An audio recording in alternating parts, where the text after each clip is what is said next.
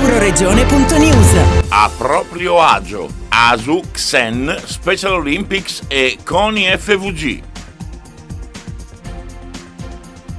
Presentato il progetto dal direttore generale Nicola Di Benedetto con Giuseppe Morandini, presidente di Fondazione Friuli, Giuliano Crinori, vicepresidente XEN nazionale, dal presidente dell'ASU Alessandro Nutta. L'idea è quella di sviluppare un progetto di attività sportiva per l'utopia è qualsiasi tipo di disabilità.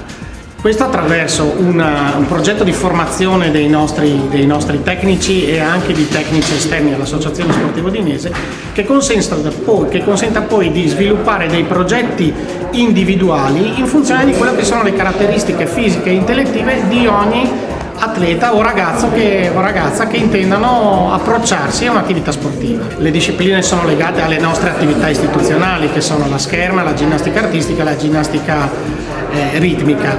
Chiaramente poi queste attività vengono declinate a seconda di quelle che sono le caratteristiche tipiche fisiche e intellettive di ogni singolo, io voglio chiamarlo atleta.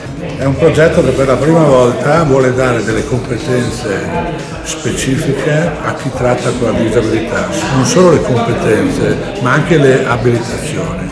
Il mondo della disabilità è enorme perché si parla della cosa fisica, la relazionale, intellettiva e l'obiettivo finale è quello di dare la possibilità a chiunque con disabilità poter entrare in una palestra e fare attività sportiva, come tutti noi, niente di eccezionale, in base alle proprie capacità, ma insieme anche agli altri ragazzi, perché come ho detto anche prima, laddove c'è la disabilità non c'è il bullismo, non esiste bullismo, perché vuol dire che c'è accettazione.